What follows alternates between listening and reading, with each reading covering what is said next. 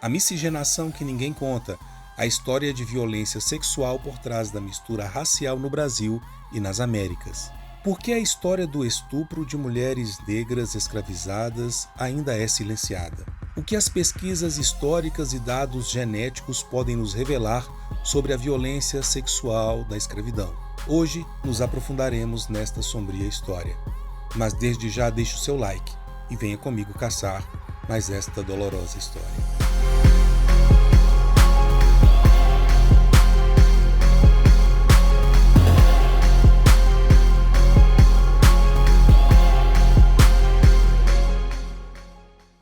A nossa história de hoje começa no Missouri, um estado localizado na região centro-oeste dos Estados Unidos da América, conhecido por sua importância histórica, cultural e econômica.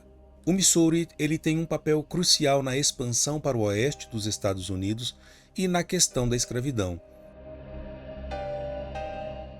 Mais precisamente, nossa história ela se passa no condado de Callaway, um dos 114 condados do Missouri. A capital deste condado é Fulton, uma cidade histórica que é reconhecida por sua forte conexão com o discurso de Winston Churchill, que foi proferido no Westminster College em 1946, onde ele cunhou a famosa expressão cortina de ferro, Iron Curtain, descrevendo a divisão entre o Ocidente e a União Soviética durante a Guerra Fria. E é no centro de Fulton que encontra-se o Tribunal do Condado de Callaway, um edifício de grande importância histórica e jurídica para a região e para a nossa história. O prédio atual ele ocupa o local onde ficava um edifício mais antigo, que já serviu como primeira sede do condado e também como um tribunal do condado.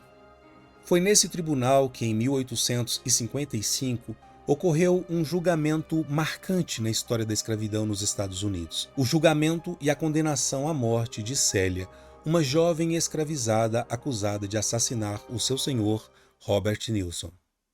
Veja só, desde a aprovação do Compromisso do Missouri em 1820, o Estado foi palco de tensões políticas sobre a legalidade da escravidão. Fazendeiros do interior do estado, eles utilizaram de forma mais intensa a mão de obra escravizada para garantir sua produtividade e riqueza. E foi nesse ambiente que Robert Nilson, um fazendeiro de Callaway, acumulou riqueza adquirindo escravizados para trabalhar em suas terras. Célia, esta jovem escravizada, ela foi comprada por Nilson no ano de 1850 e ela tinha apenas 14 anos. E esta aquisição não era apenas para o trabalho doméstico ou agrícola, mas também para sua exploração sexual. Esse tipo de abuso era comum no sul escravocrata nos Estados Unidos e também no contexto da escravidão mesmo no Brasil, onde a legislação vigente atribuía um status de propriedade a pessoas escravizadas, de forma que implicitamente fornecia no ordenamento jurídico o silêncio sobre a violação dos corpos destas pessoas, fossem homens, mulheres ou mesmo crianças. Por 5 anos, Célia sofreu violência sexual por parte do Nilson, até que a sua situação se tornou insustentável. Envolvida emocionalmente com um escravizado chamado George, ela buscou romper com as violências sexuais do senhor. Ela apelou às filhas de Nilson, alegando doença devido à gravidez, pois ela já tinha tido um filho deste homem, mas ela não encontrou apoio nas filhas desse senhor escravizador. Então, na noite de 23 de junho de 1855, ao ser forçada mais uma vez, Célia reagiu. Armada com um pedaço de madeira, golpeou Nilson na cabeça, matando-o. E para esconder o crime, ela queimou seu corpo na lareira e espalhou as cinzas pelo quintal. A descoberta do desaparecimento de Nilson acabou levando a uma investigação e Célia acabou confessando, sob pressão, o assassinato do seu senhorio. O julgamento de Célia ele aconteceu num período de forte divisão política sobre a escravidão nos territórios ocidentais. A sua defesa tentou argumentar que mulheres escravizadas tinham o direito de se defender contra avanços sexuais. No entanto, o Tribunal do Missouri, alinhado com a estrutura de poder escravista, ignorou os argumentos e condenou Célia à forca. Então, em 13 de outubro de 1855, Célia foi condenada à forca com execução marcada para 16 de novembro. Como estava grávida, a sua pena poderia ser adiada conforme a legislação do Missouri, que proibia a execução de mulheres gestantes. Mas durante o período de confinamento, Célia deu à luz a um bebê que nasceu morto. Na noite de 11 de novembro, Célia então e um outro prisioneiro condenado, o Matt, eles fugiram da prisão do condado de Callaway. Registros da época indicam que a fuga foi planejada possivelmente com conhecimento ou a conivência dos seus advogados, para impedir a sua execução antes de uma decisão da Suprema Corte do Missouri. Célia então permaneceu escondida até que a data de sua execução expirasse, sendo posteriormente entregue novamente à justiça. Porém, o Tribunal do Estado manteve a sua pena, e a data foi estipulada para sua execução, 21 de dezembro. Na noite do dia 20, um dia antes da execução, Célia foi interrogada por autoridades não identificadas. No dia seguinte, às 14 horas e 30 minutos, Célia foi executada, enforcada.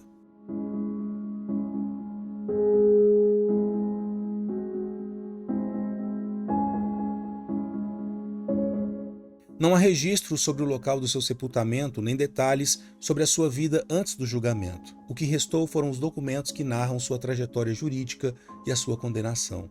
A jornalista e pesquisadora polonesa-americana Bárbara Seida, ela traz a história de Célia, bem como os referenciais desta pesquisa, no seu livro Célia, uma escrava, onde ela entrelaça histórias orais com registros oficiais de arquivos para nos contar a triste e cruel história da vida de Célia.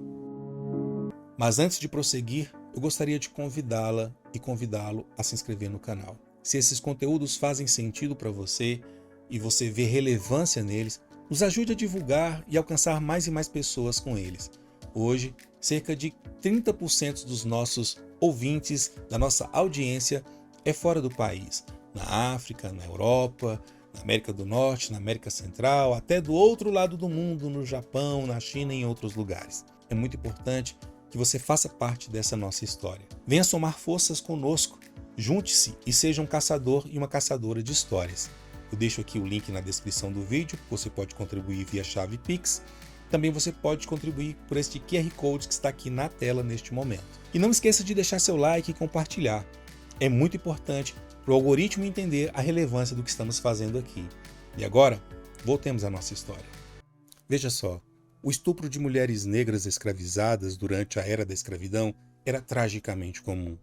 No entanto, continua a ser uma característica da história da escravidão que é pouco pesquisada e ignorada, e no caso do Brasil, talvez até pior, romantizada.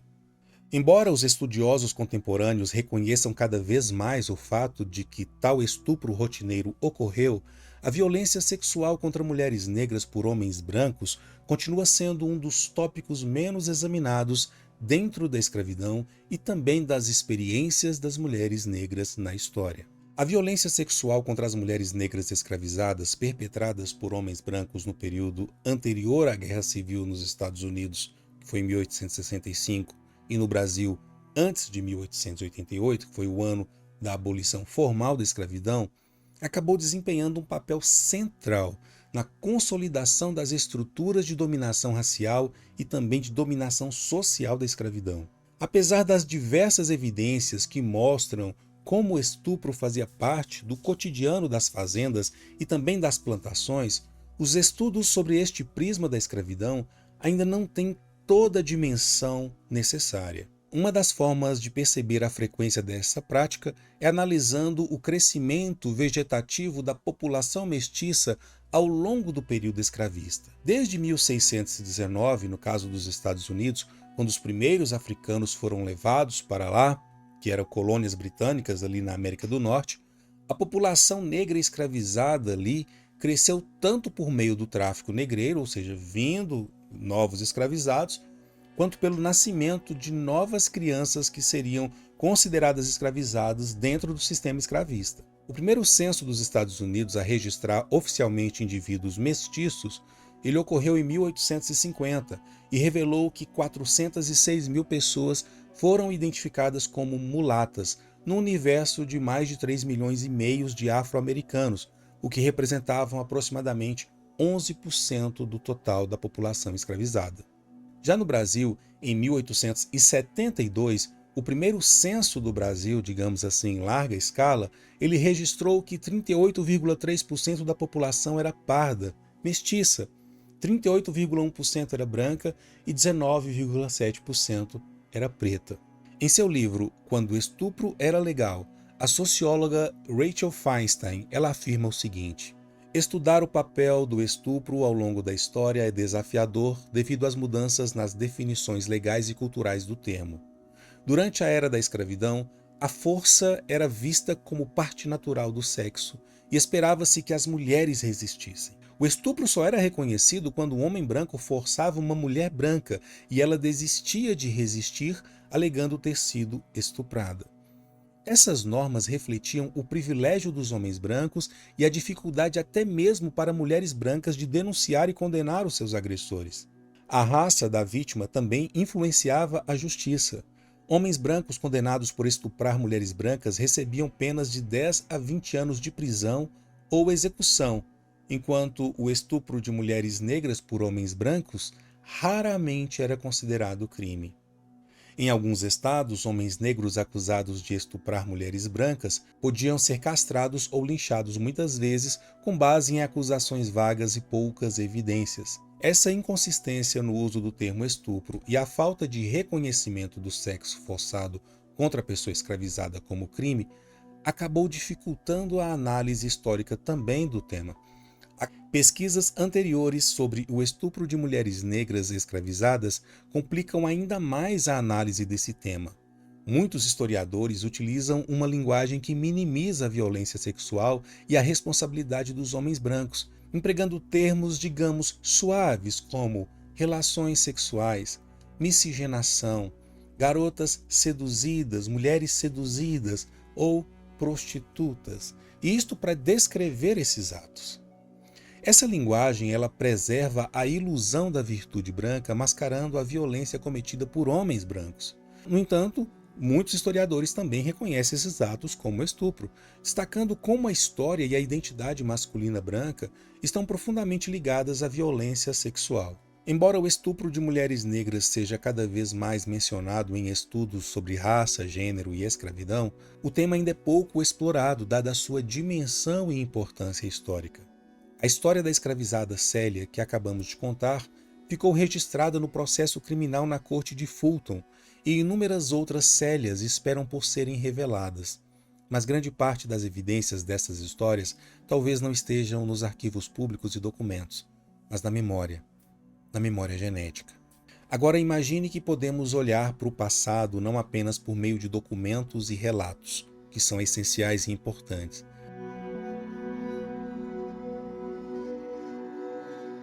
mas também através do DNA das pessoas que vivem hoje. Foi isso que um estudo chamado Consequências Genéticas do Tráfico Transatlântico de Escravos nas Américas fez. Analisou a genética de populações das Américas para entender melhor como a escravidão afetou a formação das famílias e a mistura entre diferentes grupos ao longo dos séculos. Uma das descobertas mais chocantes do estudo foi que a maioria da ancestralidade africana encontrada nas populações americanas vem das mulheres escravizadas e não dos homens. Mas por que isso é importante? Nós sabemos pelos registros históricos que a maior parte das pessoas escravizadas trazidas da África para as Américas eram homens. Então, se havia mais homens africanos escravizados do que mulheres, o esperado seria que o DNA deles fosse igualmente transmitido para gerações seguintes. No entanto, a genética mostra o contrário. Há muito mais traços genéticos africanos herdados das mulheres do que dos homens. E esse padrão genético ele contraria as estatísticas históricas da escravidão, uma vez que a maioria dos africanos traficados para as Américas eram homens. A disparidade sugere que muitos homens africanos foram impedidos de reproduzir devido à brutalidade do sistema escravista, enquanto, por outro lado, as mulheres africanas foram submetidas à exploração sexual, incluindo estupros sistemáticos e uniões forçadas com homens brancos europeus e os seus descendentes. Os dados genéticos eles confirmam o que já era documentado em registros históricos. A exploração sexual das mulheres africanas escravizadas era uma prática institucionalizada. E essas mulheres foram transformadas em objetos de coerção sexual, resultando em uma descendência com predominância da ancestralidade materna africana e paterna europeia. Essa realidade também está alinhada com políticas de branqueamento que foram implementadas em algumas sociedades latino-americanas que buscavam promover a miscigenação forçada para reduzir a presença fenotípica africana ao longo das gerações, como foi o caso do Brasil. A pesquisa ele expõe, portanto, não apenas os impactos demográficos da escravidão, mas também as violências de gênero intrínsecas ao sistema escravista, cujas consequências ainda podem ser identificadas na composição genética das populações contemporâneas das Américas. A pesquisadora Rachel Feinstein, ela narra uma destas histórias traumáticas. Hattie, uma jovem escravizada na Louisiana, escapava regularmente para a floresta por várias semanas para escapar das surras da sua senhora e do capataz. Apesar dos esforços de Hattie para agradar sua senhora, ela nunca estava contente. Em uma ocasião específica em que Hattie escapou, Lorendo, uma mulher escravizada em uma plantação próxima, estava capinando cana no campo quando Hattie a chamou por cima da cerca. Hattie estava quase nua quando pediu um pouco de comida para comer. Hattie explicou: Lorendo, eu tive meu filho aqui na floresta e ele está morto, e eu enterrei em um pedaço da minha sobrecasaca.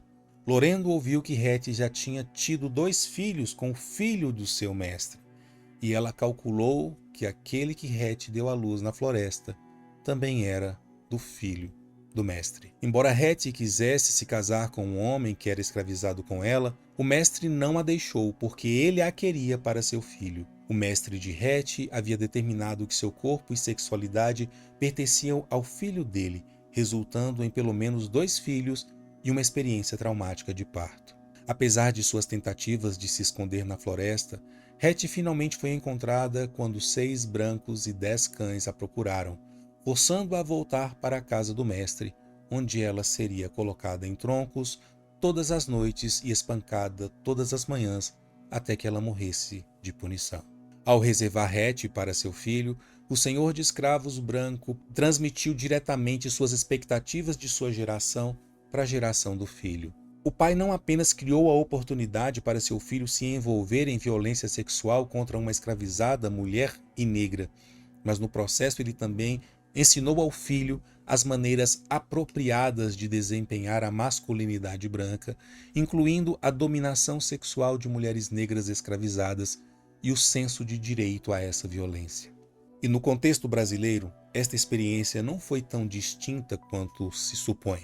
Os senhores escravizadores, eles estimulavam a iniciação sexual dos seus filhos com as escravizadas negras e mulatas, como foi citado na obra de Gilberto Freire, Casa Grande e Senzala. O escritor e sociólogo, em sua obra mais conhecida, ele narra: pode-se, entretanto, afirmar que a mulher morena tem sido a preferência dos portugueses para o amor, pelo menos para o amor físico.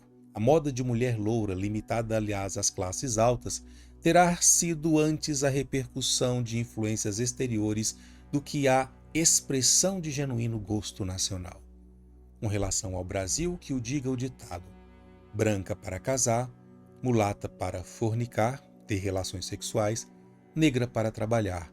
Ditado em que se sente, ao lado do convencialismo social da superioridade da mulher branca e da inferioridade da mulher preta, a preferência sexual pela mulata. Aliás, o nosso lirismo amoroso não revela outra tendência senão a glorificação da mulata, da cabocla, da morena, celebrada pela natureza dos seus olhos, pela alvura dos seus dentes, pelos seus dengues, quindins e embelegos, muito mais do que as virgens pálidas e as louras donzelas. Estas surgem em um ou em outro soneto, em uma ou outra modinha do século XVI ou XIX, mas sem o relevo das outras. Em um outro trecho desta mesma obra, ele diz o seguinte: em outros vícios escorregava a meninice dos filhos do senhor de engenho, nos quais, um tanto por efeito do clima e muito em consequências das condições de vida criadas pelo sistema escravocrata, antecipou-se sempre a atividade sexual através de práticas sadistas e bestiais. As primeiras vítimas eram os moleques e animais domésticos. Mais tarde é que vinha o grande atoleiro de carne, a negra ou a mulata. Nele é que se perdeu, como em areia gulosa, muita adolescência insaciável. Daí, fazer-se da negra ou mulata a responsável pela antecipação da vida erótica e pelo desbragamento sexual do rapaz brasileiro. Referem às tradições rurais que até mães mais desembaraçadas empurravam para os braços dos filhos, já querendo ficar rapazes e ainda donzelos, negrinhas ou mulatinhas capazes de despertá-los da aparente frieza ou indiferença sexual. Se este foi sempre o ponto de vista da Casa Grande, como responsabilizar-se-á a negra da senzala pela depravação precoce do menino nos tempos patriarcais? O que a negra da senzala fez foi facilitar a depravação com a sua docilidade de escrava, abrindo as pernas ao primeiro desejo do senhor moço. Desejo não, ordem. Isto está na obra Casa Grande e Senzala. E como você pode perceber, também houve estupros e violência sexual contra meninos e homens escravizados. Mas esta é uma outra história que vamos contar aqui no canal. É no contexto da escravidão brasileira e da violência sexual contra meninas e mulheres escravizadas que se consolida a visão hipersexualizada das mulheres e meninas negras ou mulatas, e também de meninos negros. Gilberto Freire, nesta mesma obra, ainda diz o seguinte: ninguém nega que a negra ou mulata tenha contribuído para a precoce depravação do menino branco da classe senhoril, mas não por si, nem como expressão de sua raça ou do seu meio-sangue, como parte de um sistema de economia e de família, o patriarcal brasileiro. Será que realmente as pessoas negras contribuíram para a depravação do menino branco? Robert Schufeld, um cirurgião do exército americano, no final dos anos 1800, ele viajava frequentemente de navio para vários países, e ele observou muitas mulheres africanas entrando na América do Norte, já impregnadas pelos homens brancos que as capturavam, dizia ele. E ele observou que o cruzamento das duas raças começou no início do vil comércio de escravos que as trouxe para cá. Essa violência sexual e outras que ocorreram nos navios negreiros funcionaram para doutrinar e transformar os africanos de pessoas livres em escravos submissos e obedientes.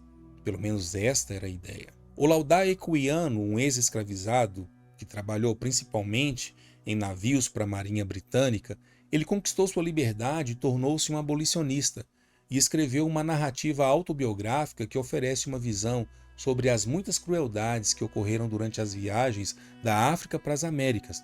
E ele narra em um dos trechos o seguinte: enquanto trabalhava para meu mestre, frequentemente testemunhei crueldades de todos os tipos cometidas contra meus companheiros escravos.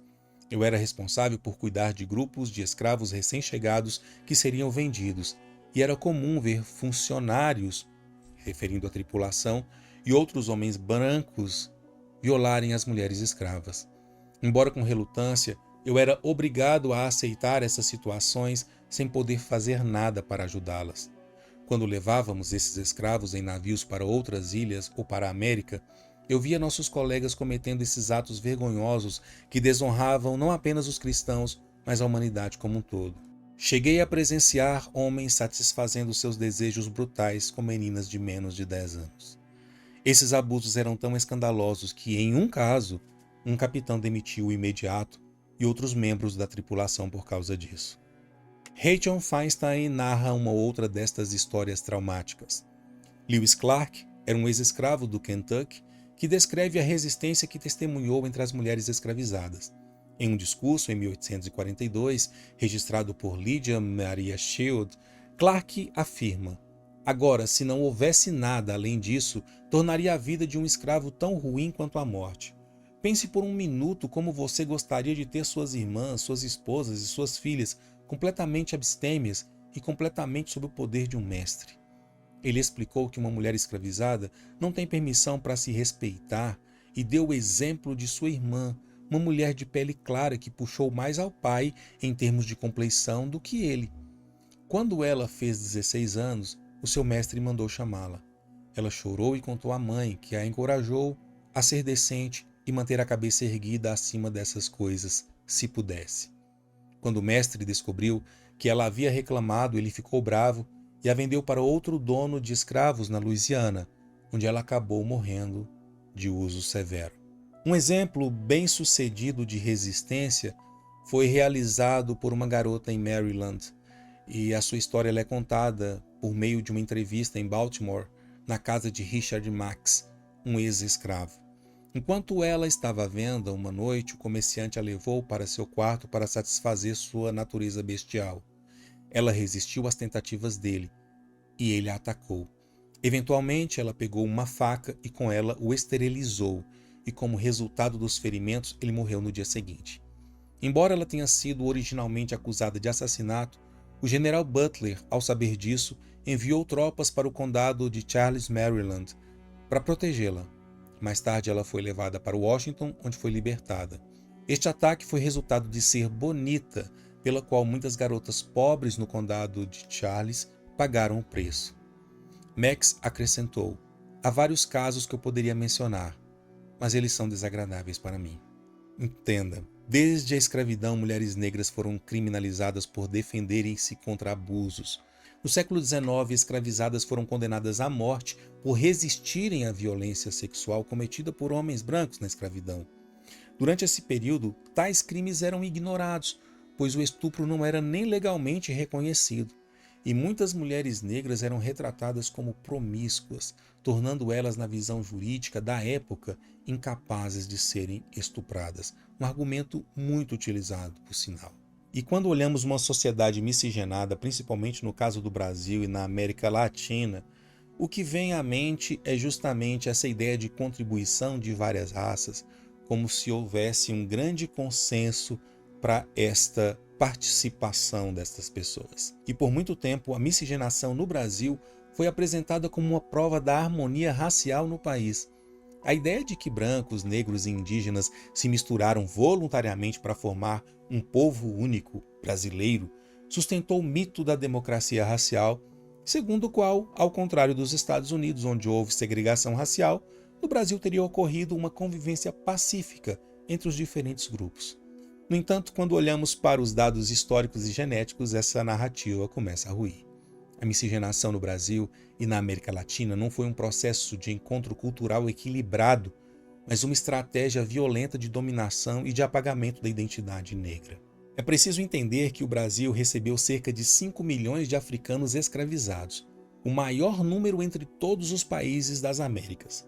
No entanto, a genética das populações afrodescendentes no Brasil revelou este dado surpreendente, que a contribuição africana nas linhagens maternas vindas de mulheres é muito maior do que nas linhagens paternas vindas dos homens, como nós falamos no início desta aula. A pesquisa sobre consequências genéticas do tráfico transatlântico nas Américas demonstrou que, apesar da maioria das pessoas traficadas serem homens africanos, as gerações seguintes apresentaram uma predominância genética da ancestralidade feminina. E voltamos a perguntar: o que explica essa discrepância? A resposta: a violência sexual sistemática contra mulheres negras escravizadas. Desde os primeiros anos da colonização portuguesa, as mulheres africanas foram vistas não apenas como força de trabalho, mas também como mulheres disponíveis para saciar a sanha sexual dos senhores de escravos, de feitores e de outros homens brancos. Essa realidade ela se intensificou com o tempo e se tornou um pilar da organização racial brasileira. E diferente do que aconteceu nos Estados Unidos, onde os descendentes de africanos foram rigidamente segregados, no Brasil, a miscigenação foi usada como ferramenta de dominação, promovendo a diluição desta identidade dos povos africanos aqui e a construção de uma nova identidade também. O Brasil também adotou políticas explícitas de branqueamento após a abolição da escravidão em 1888. Durante o final do século XIX e início do XX, o governo incentivou a imigração europeia em massa com o objetivo de substituir a população negra e indígena. As autoridades acreditavam que com o tempo a população negra desapareceria devido à miscigenação com os brancos. Essa política foi reforçada por pensamento de intelectuais da época brasileiros, como Silvio Romero, João Batista Lacerda e Nina Rodrigues, que defendiam a ideia de que o melhoramento da raça brasileira passaria pelo embranquecimento da população. Esse discurso, inclusive, foi oficializado em eventos oficiais como o Congresso Mundial das Raças de 1911, onde o João Batista Lacerda afirmou que, em 100 anos, os negros estariam praticamente extintos no Brasil. A miscigenação forçada e incentivada pelo Estado, ela foi, portanto, um mecanismo de apagamento da população negra e não uma prova de harmonia racial. Os dados genéticos analisados na pesquisa mostram que na América Latina há uma proporção de 4 a 17 mulheres africanas para cada homem africano na composição genética das populações atuais. E isso confirma 3 aspectos fundamentais da história da escravidão no Brasil e na América Latina, principalmente o Caribe. Primeiro, altas taxas de mortalidade de homens africanos que foram submetidos a trabalhos forçados em engenhos de açúcar, plantações de café e mineração. Muitos morriam cedo e não tinham chance sequer de formar famílias. Um outro ponto, estupros e exploração sexual sistemática de mulheres negras africanas ou suas descendentes, que tiveram filhos mestiços sem qualquer consentimento. Terceiro, promoção do embranquecimento da população, apagando aos poucos as raízes africanas da sociedade brasileira. Se a miscigenação no Brasil foi fruto da violência, por que ainda se fala nela como prova de harmonia racial? Se a miscigenação no Brasil foi fruto de estupros sistemáticos, por que ainda romantizamos esse passado? A história da escravidão foi construída sob um silêncio conveniente, que normalizou a exploração e apagou a dor das mulheres negras. Durante séculos, a violência sexual foi tratada como um detalhe menor, um efeito colateral do cativeiro, quando na realidade era um dos pilares que sustentava a ordem escravista. A própria sociedade que legitimava essa violência se recusava a reconhecê-la como crime, transformando senhores em pais de filhos bastardos e mulheres escravizadas em corpos disponíveis, desprovidos de agência e direitos. A miscigenação, frequentemente celebrada como marca de identidade nacional, esconde uma história de dominação. A formação das sociedades americanas não foi um encontro harmônico de culturas, mas um processo violento de imposição e apagamento, no qual o estupro de mulheres negras foi ferramenta de poder. Se os dados genéticos revelam essa realidade de forma inquestionável, por que ainda insistir em negá-la? Revisitar essas histórias não é apenas um compromisso com o passado, mas é um desafio para o presente. O silenciamento da violência sexual na escravidão não terminou com a abolição. Ele se perpetuou em discursos, em representações culturais e na negação histórica. Trazer à tona a voz de Célia e de tantas outras mulheres negras não é apenas resgatá-las do esquecimento, mas romper com a narrativa que tentou transformar sua dor em uma nota de rodapé da história. E você, o que achou desta história? Deixe a sua opinião ou pergunta nos comentários e eu teria o maior prazer em ler. E lembre-se, tudo tem história, tudo é história. A África, os povos afrodiaspóricos, as mulheres negras têm muita história e vim contá-la para você.